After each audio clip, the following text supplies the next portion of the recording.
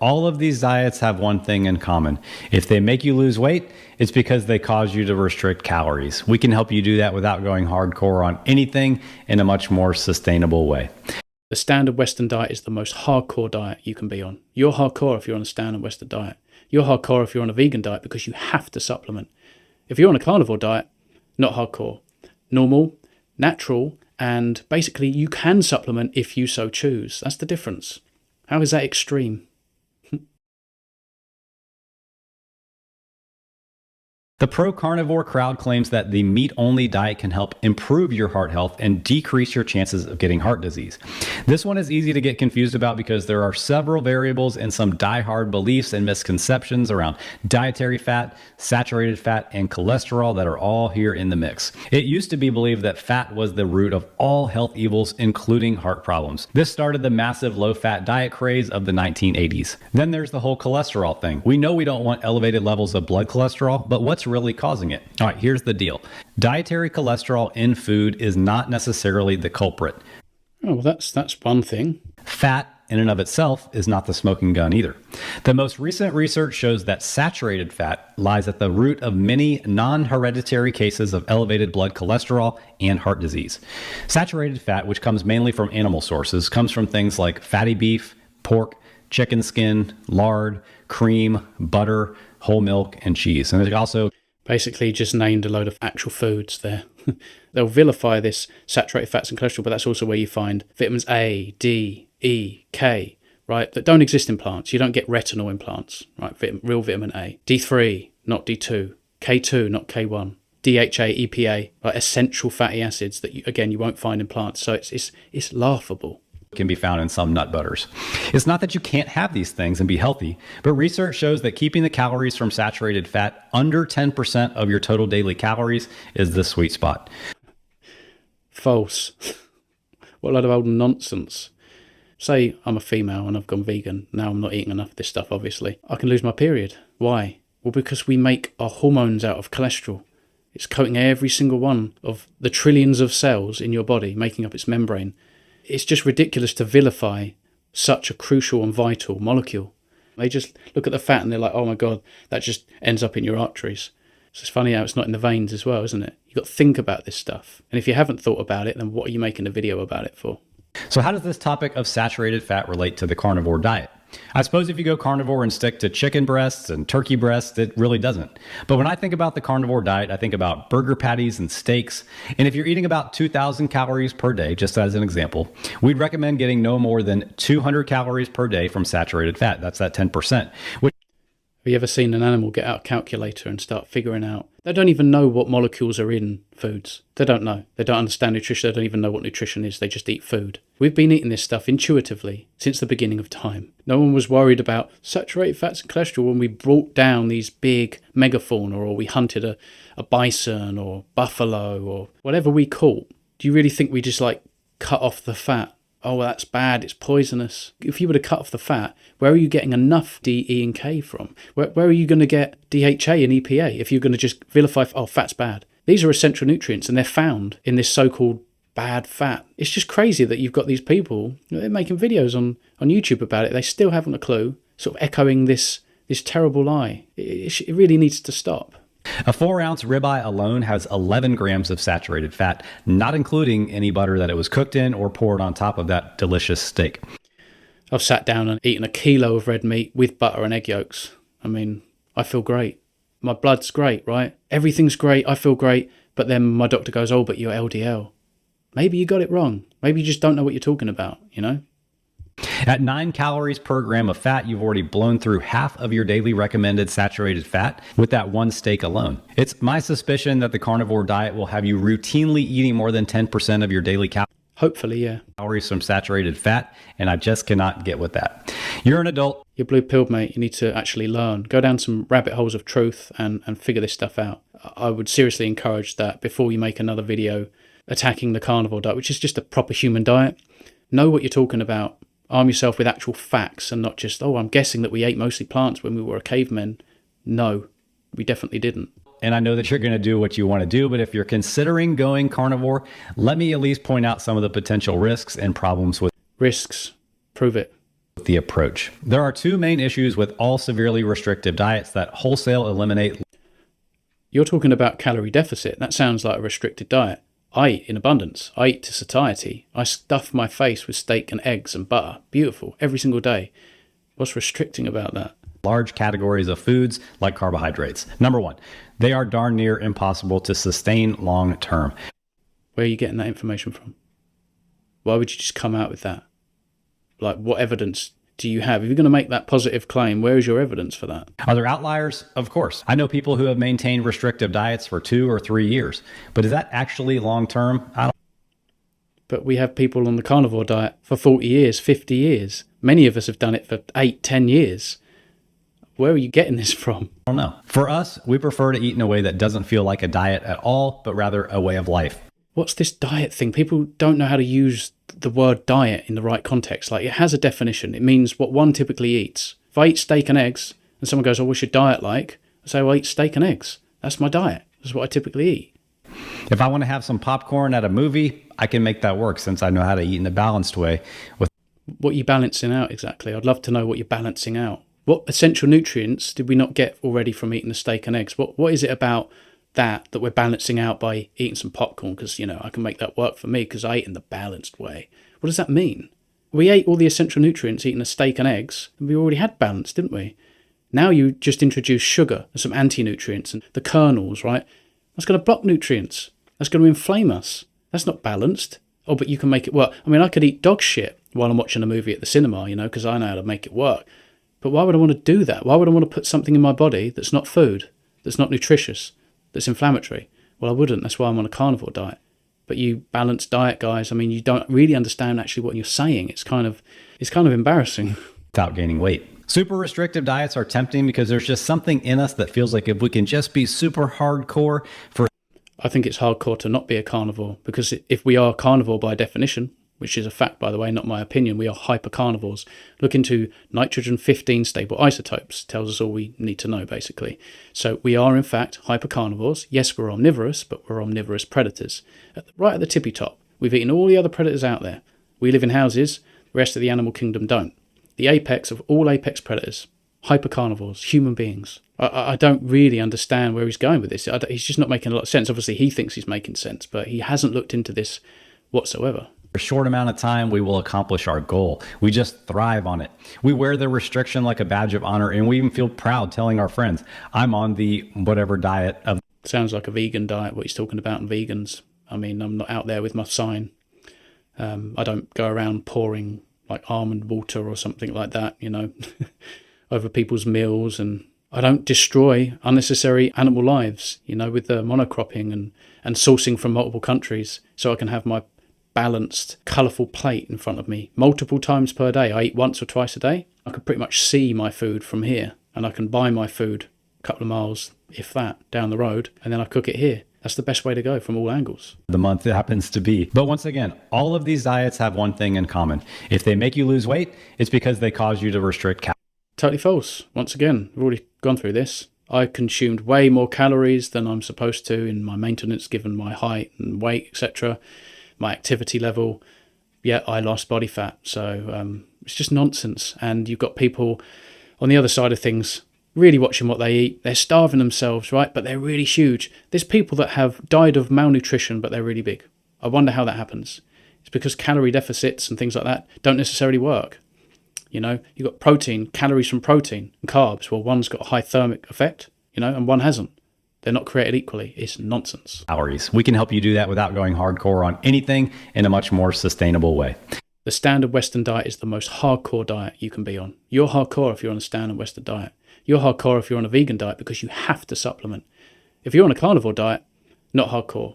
Normal, natural, and basically you can supplement if you so choose. That's the difference. How is that extreme? All right, moving on, there are other things to watch out for if you're going to pull the trigger and do the carnivore diet. If you're only eating meat, you're not eating fruits and vegetables. The problem with that is that if you're eating a diverse diet that does contain fruits and vegetables of different colors, you're getting a lot of vitamins, minerals, and micronutrients. Please name me one essential nutrient I'm not getting if I only ate steak every single day. Because I can name multiple nutrients that don't exist in plants. Everybody knows about B12. If you go vegan, you have to take B12. Have to. Otherwise you will die. I would suggest B6, D3, K2, heme iron, carnitine, carnosine, CoQ10, DHA, EPA, collagen, because you're not getting any of that either. They don't exist in plants. Interesting, right? Eating a diverse diet is your best natural defense in avoiding deficiencies in different vitamins and False. When you eat plants, you lose nutrients. Simple as that. They all contain fiber. Fiber blocks nutrients. If you're eating oxalate, you're losing nutrients. If you're eating lectins, saponins, tannins, you're losing nutrients. What anti-nutrient is in meat, red meat? What inflammatory property, molecule, toxin, anti-nutrient do you find in meat? Zero, none. They don't exist. This guy has no clue. minerals essential for your health. Meat is awesome for protein and some other nutrients, but just some other nutrients. Try every essential nutrient. Prove me wrong. it's missing quite a few. You'll never be able to eat enough meat in a day to reach the daily recommendation for pectin, quercetin, vitamin C, and fiber. It doesn't. Oh dear. First of all, yes, we need vitamin C, but vitamin C competes with glucose for absorption. Carnivore diets are practically devoid of glucose. The vitamin C that is in meat, by the way, yes, there is vitamin C in meat, doesn't compete with glucose. That's why I don't have scurvy. That's why every carnivore on the planet right now doesn't have scurvy. You find me one, please. They don't exist. Fiber, plant bones, indigestible sugars. We don't need it. It's non-essential. Oh, but there's a benefit. What is that benefit? It's not food for us. It's food for our gut. Okay, let's explore that. What happens? Fiber hits the colon, is partially fermented via the organisms that reside there, generating short-chain fatty acids, which are saturated fats. He's just vilified saturated fats, but then he's going on to say, oh, fiber. Those saturated fats are converted into ketones. But he's against ketones as well, right? That's what fiber does. That's what fiber is. It's the ketones that nourish the colonocytes, etc., the biome. And so when we're on a carnivore diet, when we're in nutritional ketosis, we have those same ketones in our blood, nourishing all of the cells. He doesn't know what he's talking about. He hasn't looked into this. It's lazy. And I don't know, I feel almost bad for the guy. Take much vitamin C to avoid scurvy, but you will not get any from eating meat. Doesn't know. Find me a carnivore that has scurvy. Fiber is a really big one for us. We use it with our clients to help them lose fat, stay. What, because it's basically in one end and out the other end, undigested. You didn't absorb it. When you eat things, they should actually enter the body. If they're just in the tube and then they end up in the toilet, it never entered the body. That's fiber. Terrible. Full and improve their digestion. It's also been linked through. Have a look at Paul Mason's study on fiber and you tell me of all those patients that suffered with constipation, whether they had improved their digestion. Quite the contrary. Every single negative symptom related to constipation, bowel movements were completely reversed. Complete resolution of all of those symptoms on a zero fiber diet. Research to improve cholesterol and heart disease outcomes. If you've never What do you mean by that? What does that mean? paid attention to how much fiber you get per day, you should track it for a week and see how much you're getting. Why would we want to do that? This sounds way more extreme and restricted and just annoying and crazy. Arse about face. Like, why are we doing this homework? Who needs to track fiber?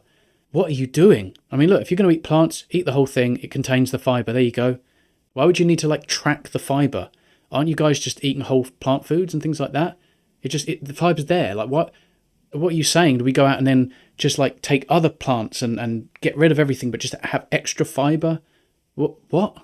It's just so weird. It's such a strange approach to diet, right? We recommend that our clients get about 5 to 10 grams of fiber per day per 500 calories that they eat. Why? What do you think that does? We don't absorb it. Goes in one end, comes out the other. You may as well just throw it in the toilet and throw your money in the toilet. That usually works out to about 25 grams or more for women and about 30 to 40 grams for the men. Because we love flatulence. The thing about nutrient deficiencies is that you might not Fiber blocks nutrients, mate. notice their effects right away. You'll think that you're killing it, and then little symptoms like fatigue, weakness, or digestive issues start I'm still waiting for all those symptoms on carnivore. popping up little by little. Oftentimes, these things go undiagnosed since culturally we place very little emphasis on eating a diverse diet. Why would we want to eat a diverse diet? Have you ever seen any animal in nature eat everything? Everything in moderation. It's all about diversity. Why would I need to consume plants that have anti-nutrients that would actually deplete nutrients from the steak and eggs I had? Let's go out in the wild and you tell me how diverse your diet is able to be. You're going to find animals all year round. You find some plants for weeks, maybe months here and there. They come and go. There isn't this diversity out there. There isn't just everything available all of the time. It's a lot of crap. Okay, we covered a lot of meat covered ground here, so let's recap about the carnivore diet. If you're going to do the carnivore diet, you need to stick to eating animal meat and eggs for all of your meals. No fruit, no veggies, no sugar.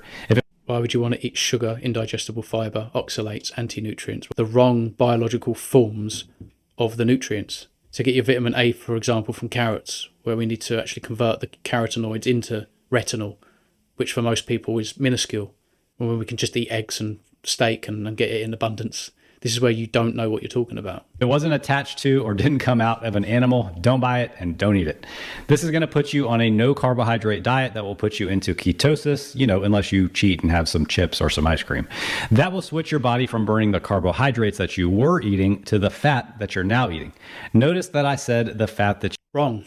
When people are overweight and they go carnivore, they're into therapeutic ketosis, they're eating nutrient-dense foods, there's no inflammatory culprits coming in by way of plants, their hormones function properly, their hunger and satiety signals start to function very, very well. They start losing lots and lots of body fat very quickly, usually, and then they get to their optimal, healthy, lean composition, and then they get hungrier, and now they're eating even more. I wonder why.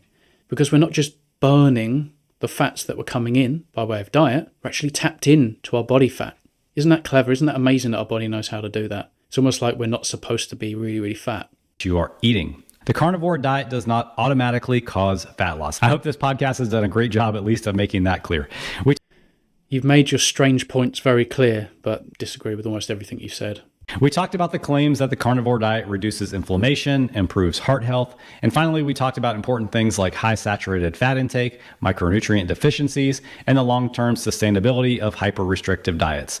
I'm sure that you can tell at this point that we are not fans of the carnivore diet for our... If you understood a little more thoroughly the carnivore diet, physiology, history, anthropological history, stable isotopes, the digestive tract, just basic biology, the digestive process, you would feel very, very differently. This is the thing, is that we're all entitled to our opinions, but there are a number of things you've got completely wrong. And there are enough facts that when you aggregate these facts, it tells a very clear story. I just think you need to basically do a lot of deep research into this. And that's not easy to do. You don't just go on Google and find the top couple of websites or just pull up a study and go, oh, look, this is what it said, so that's what it is. It's actually far more complicated than that. And that's why most people get it wrong. And I got it wrong. I fell for all this nonsense too. clients. We aren't fans of any fad diets, really. How can a carnivore diet be a fad diet when you've got the Inuit, Comanches, you've got Maasai? Every natural tribe was carnivorous. You only have to go onto a survival show. If you don't catch an animal, it's like, bye. How can it be a fad diet? Kind of boring like that. We like the basics that have been proven to work over the long term. Not proven, no. You really need to choose your words far more carefully. Sorry about this, guys. I almost feel exhausted and... well, I built up an appetite, let's put it that way. I'm going to go and eat a big old steak and eggs. And, well, it's a bit frustrating, I suppose. You know, you feel like you're getting somewhere with things and you see a video like this and he's probably a nice guy. That's the thing. He's probably a well-to-do, honest guy, but he doesn't see that he's just echoing these lies. And, well, we've seen it and heard it all before. It's nothing new, but it's a shame because it's just not slowing down. And we're going to continue to see this for a long, long time because though the carnivore diet and this way of life, this way of eating is growing, people are catching on. I think the vast majority of people haven't a clue about food, nutrition, exercise, pharmaceuticals, and just the truth pertaining to all of this stuff. But anyway, I hope you've enjoyed this. Like, comment, and subscribe if you haven't already, and I will see you in the next one. Cheers, guys.